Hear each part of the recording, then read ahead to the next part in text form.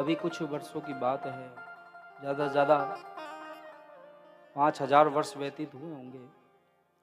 तो श्री हरिदास जी महाराज के द्वारा उनकी भक्ति से श्री बांके बिहारी लाल प्रकट हुए निधिवन में। चारों तरफ चर्चाएं फैल गई कि बांके बिहारी को प्रकट करने वाले श्री हरिदास जी महाराज हैं। तो एक लाहौर का एक सेठ था, लाहौर का, उसने सोचा कि भाई भगवान के लिए कुछ मैं अर्पण करके जाऊं, क्या लेकर के जाऊं मैं ऐसा जो भगवान प्रसन्न हो जाएं।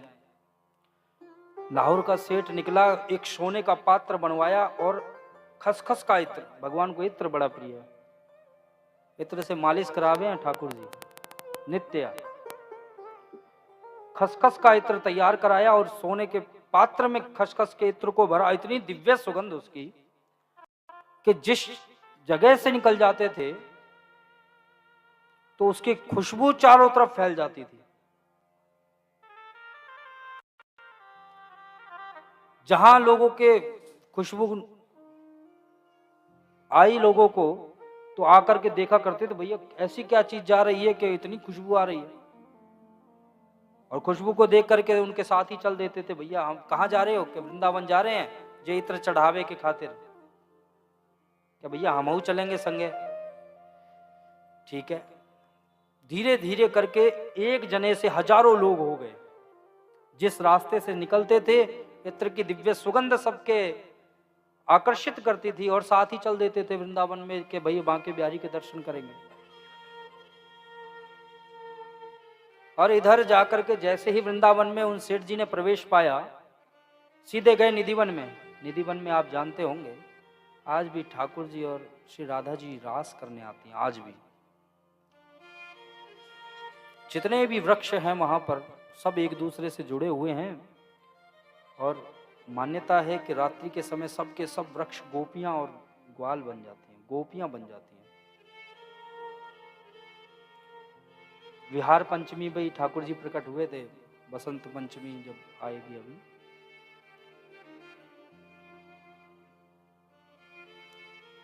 तो वो लाहौर का सेठ था जो वो समस्त लोग जब वृंदावन में आए तो वृंदावन में आकर के और निधिवन में आए कि जाकर के सबसे पहले हरिदास जी महाराज के पास जाकर के उनको प्रणाम करेंगे और जाकर के ये लाहौर ये इत्र जो लेके आया हूं ना मैं सोने के पात्र में, लोग देखेंगे भैया ये बड़ा दानी है, सोने के पात्र में इत्र लेकर के आया है।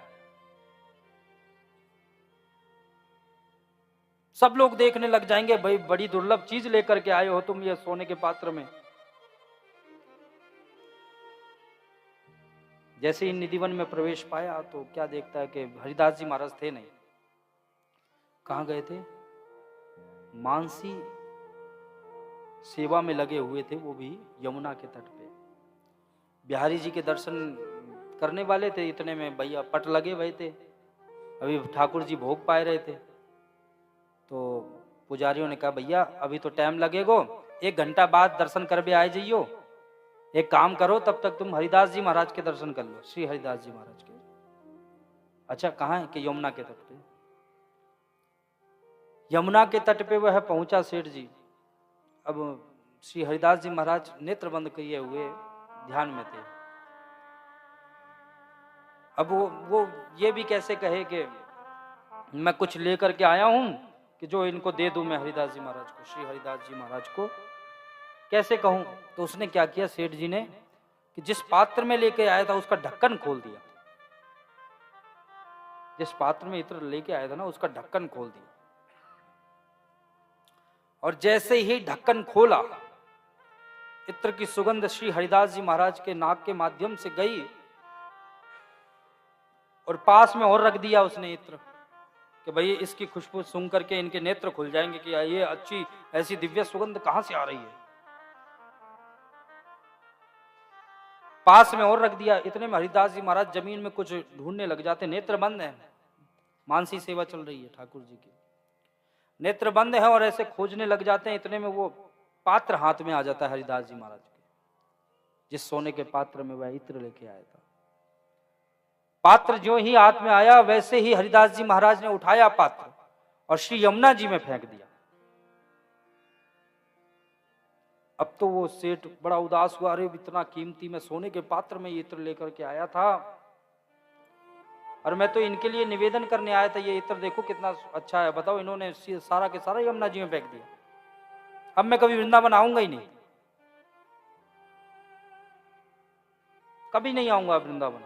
मनी मन कह रहा है, सोच रहा है मनी मन, कहने की तो सामर्थ्य नहीं है, लेकिन मन ही मन सोच रहा है। हरिदास जी महाराज एक क्षण में समझ गए। उस सेठ जी ने कहा भाई अब जाना तो है ही, चलो प्रणाम कर लूं और जाऊं।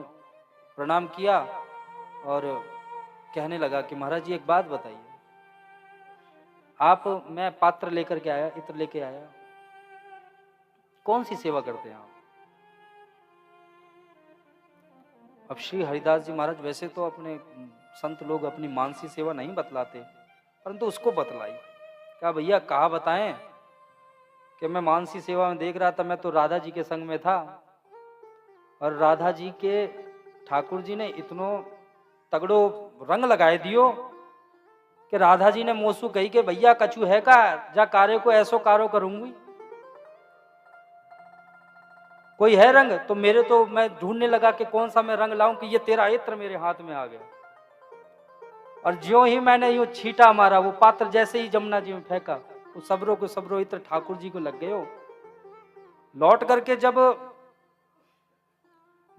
करके जब सेठ जी निधिवन में आते हैं और निधिवन में आकर के जैसे ही पट खुलता है ना, तो अचंभित हो जाएंगे आप।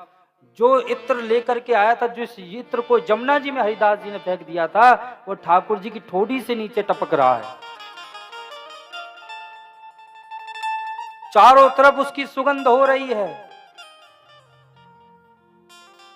आनंदित हो गए।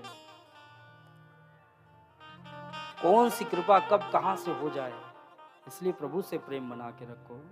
और एक मैं आपको निवेदन करूं ना, प्रभु से प्रेम करने से पहले मानवता से प्रेम करना आना चाहिए।